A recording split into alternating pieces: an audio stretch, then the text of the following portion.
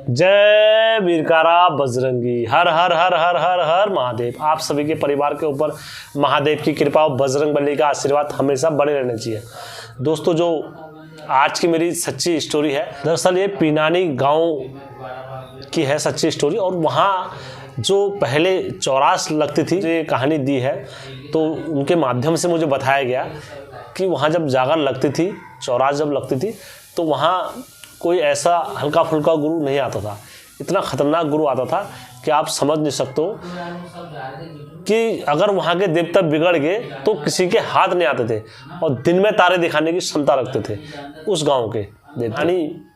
पिनानी गांव जो दूर है वो पौड़ी से 70 किलोमीटर की दूरी पर है और गढ़वाल क्षेत्र है।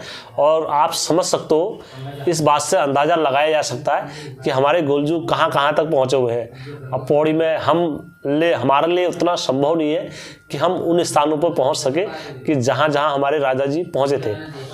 तो दोस्तों, कहानी में आगे बढ़ने से पहले हमेशा की तरह मेरे चैनल का इंट्रो।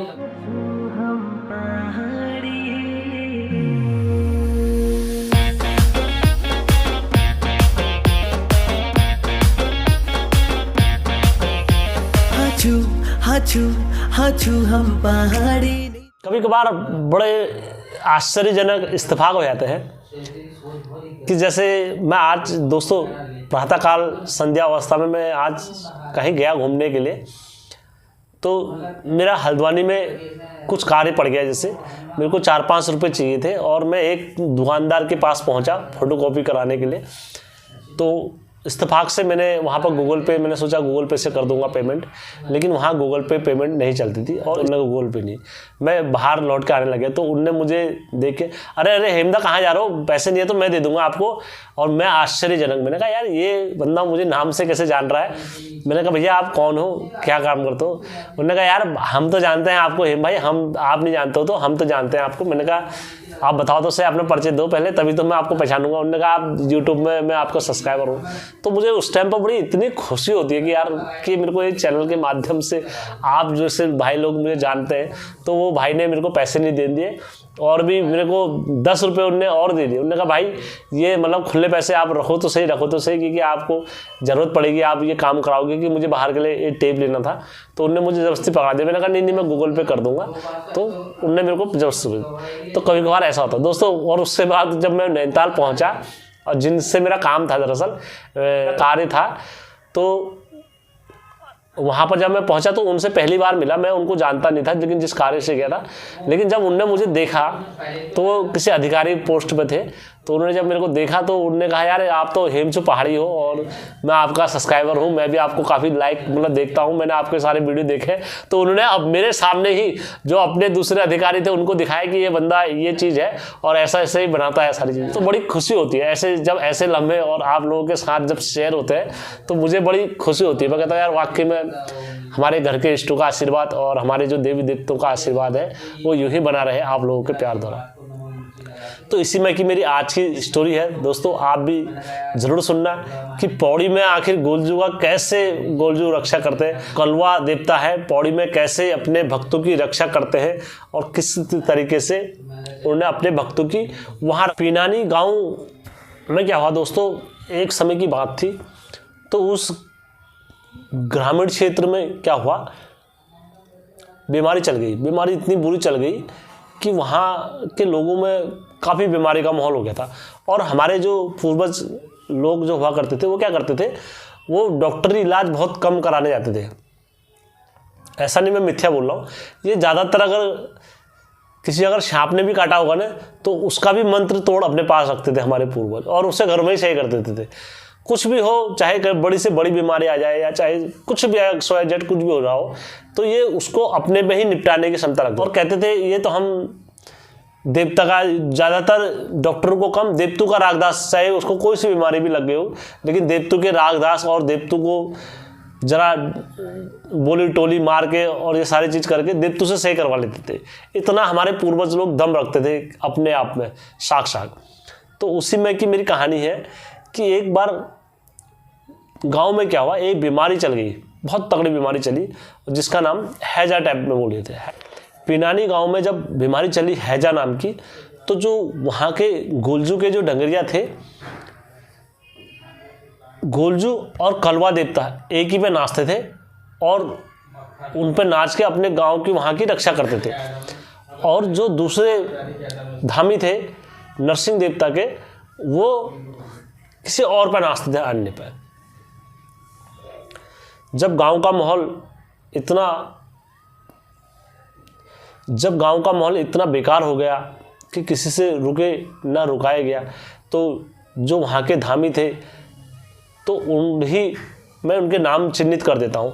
जो राजू था, राजू पर कलवा देवता और गोरिल देवता आते थे, और जो दिनेश था, दिनेश पर नरसिंह देवता जी नाचते थे।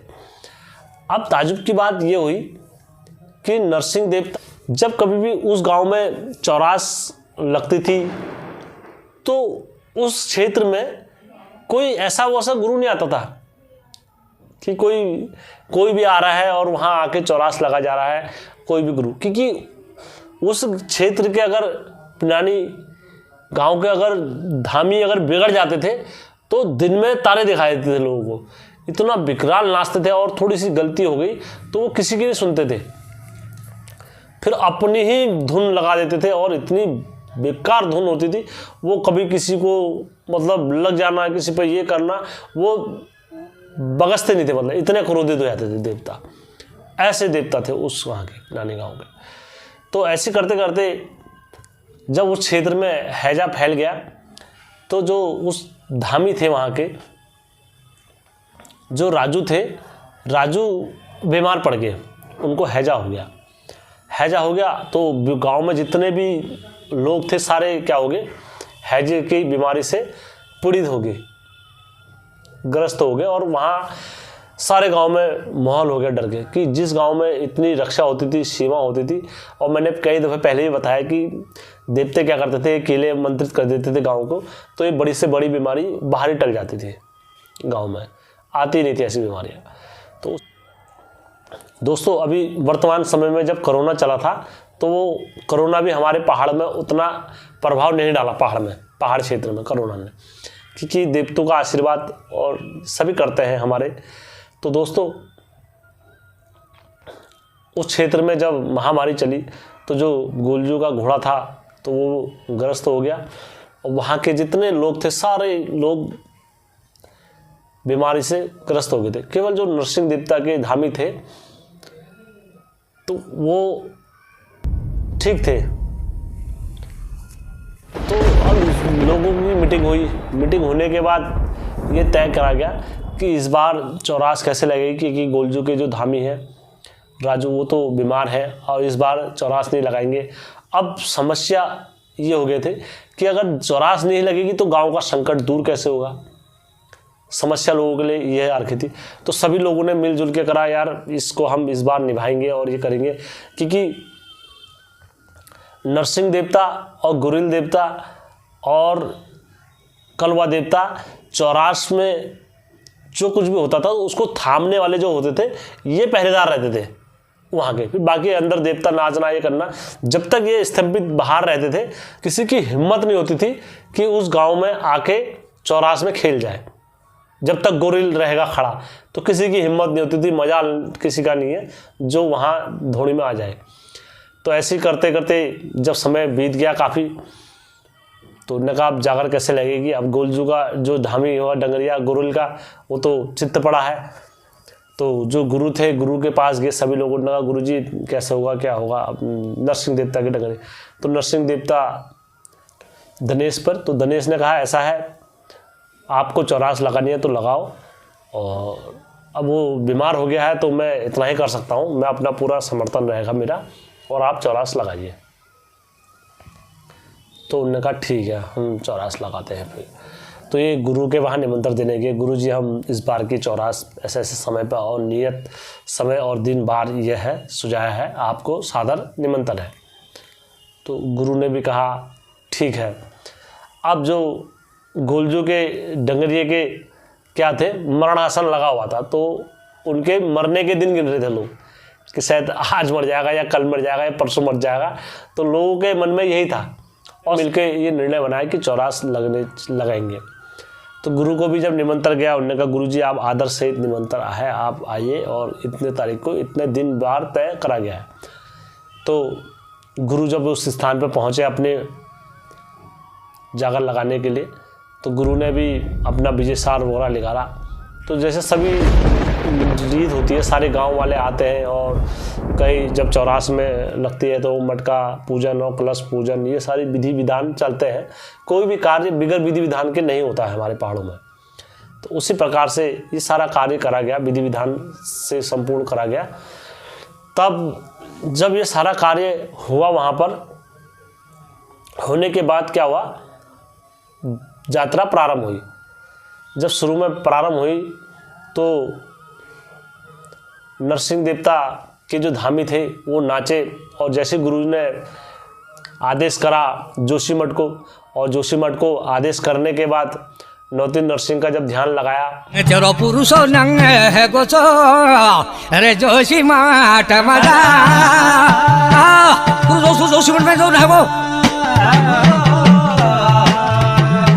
जोशीमठ मजा हेला नौते नारसिंह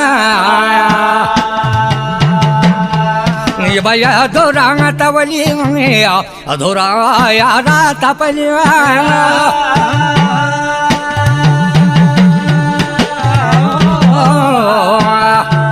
ये रात लागी गोछो नते नरसिंहनी ये रात लागी गोछो नते नरसिंहनी मारो भगत छो मैं पकड़ी, और बहुत पकड़ने के बाद बाहर छल के और सभी को आश करा, और मामू बाहर चले गए नाचते नाचते और पहरी करने लगे, पहरी, क्योंकि अब गोरी लोग थे नहीं। इतने में क्या हुआ कि दोस्तों बाहर से बयाल आ गई। दरअसल बयाल हमारे गढ़वाली में जो बयाल बोलते हैं, हमारे कुमाऊं साइड में वो रेड बैड जो हवा चलती है, भूत पिचारों की डोलियाँ चलती है, तो उसको बयाल बोलते हैं, डोलियों में चलते हैं हर हमेशा। तो उसी प्रकार से बहुत बड़े बड़े विकट आ गए। अब ऐसे तो नरसिंह देवता सबको अकेले थामने वाले हुए, मामू अकेले चलते हैं हमेशा, झोला पकड़ के और चिमटा पकड़ के अकेले चलते हैं, कहीं भी मामू चलते हैं जो अकेले में चलते हैं, ना उनको कुछ नहीं चाहिए सपोर्ट में, बस जिस पर हाथ रख देंगे मामू तो वही शेर बन जाता है। इतनी सामर्थ्य है नरसिंह देवता में। तो लेकिन अब जब बाहर नरसिंह देवता जब बैठ गए अकेले में, तो ध्यान लगा के और उधर अंदर बयाल में सारे देवता वगैरह नाचने लगे। जब वहाँ सारे लोगों ने मामू को घेर दिया, मामू की आवाज़ निकली, भाणीज गोरिल, भाणीज गोरिल, भाणीज गोरिल। मामू की धाजदारे चपड़ खान में, मामू की धाजदारे चपड़ खान में जा चपड़ा खाना धागा बोली रे जा, तेरी यादा धागा बोली रे जा, चपड़ा खाना धागा बोली रे, चपड़ा खाना धागा बोली रे, चपड़ा खाना धागा बोली रे, चपड़ा खाना धागा बोली रे, छोटा ढाले चपड़ा खाना मांगा,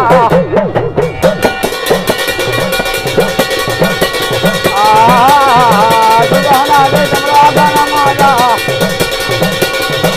दुधाले मामू को गया जी, दुधाले मामू ले जानी,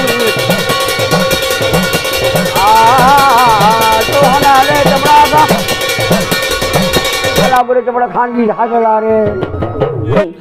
तो दोस्तों यकीन नहीं आएगा, वो आदमी के जब दिन गिन रहे थे कि लोग कि यार ये कल मर जाएगा, या परसों मर जाएगा, नरसों मर जाएगा, तो उसमें से अवतार हुआ गोरिल देवता का, और इतने विकराल रूप में अवतार नाचे गोरिल देवता, और पकड़ते पकड़ते तो पहले धोनी में गए अपने, और धोनी में जाने के बाद जय मामू की करके अपना कपाट सपाट पकड़ा उनने, और पकड़ी और कहाँ चल दिए, बाहर चल दिए, जय मामू की जय। अभी तक वो बंदा इतना बीमार था, और अब जय मामू की करके बाहर चल गए। और जब बाहर चले तो बाहर जितनी बयाल थी, जितना वो था, उन दोनों जनों ने मिलके थाम दिया। गोरिल देवता हो गए, कलवा देवता हो गए और मामू हो गए। सबको थामा, बैल बैल सबको थामा। थामने के बाद जो बंदा, आपको यकीन नहीं आएगा दोस्तों, जो राजू बिस्तर में पड़ा हुआ था, उनको जब अंदर लेके आए वास्तव में दोबारा, तो बोला जाता है उन्होंने एक सूपा भर के, तो हमारे पहाड़ों में तिल और जौ बोलते हैं, वो खा दिए। तो जिनने मुझे कहानी बताई, मेरे लिए भी यकीन करना उतना संभव नहीं है कि 2 सूपे भर के जौ खाए उनने। आप समझ सकते हो, और हकीकत की बात है। तो जब खाए उनने, खाने के वक्त कलवा देवता को चढ़ता है सारी चीज़ें, जौ हो गया, खिचड़ी हो गई, सब कलवा देवता को चढ़ता है। तब जाके उनने खाया, फिर उनको शांति हुई। फिर उसके बाद उनने पूरे गांव में बबूत मारी। बबूत मारने के बाद नरसिंह देवता ने और गोरिल देवता ने और कलवा देवता ने तब अपने पूरे गांव में आशीर्वाद रखा।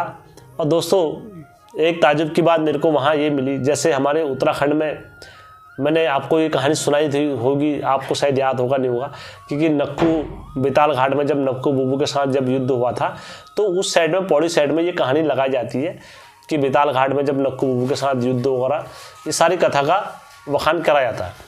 तो दोस्तों, जो कुछ भी मैंने कहानी सुनाई है सत्य घटना पर आधारित है, और यदि इसमें मुझसे कहीं पर टूटी या कमी कुछ भी रह गई होगी, तो दोस्तों मैं आप लोगों से क्षमा चाहता हूँ। जल मतू ही, थल मतू ही, घोर भी तू ही या घोर भी तू, चंड तू ही, परचंड तू ही, कच्च तू ही, डोंड्या भी तू। त्यारा चिकाई रूप है बाबा, त्यारा चिकाई नाम है बाबा, पर तू हमारू रखवाऊ छे।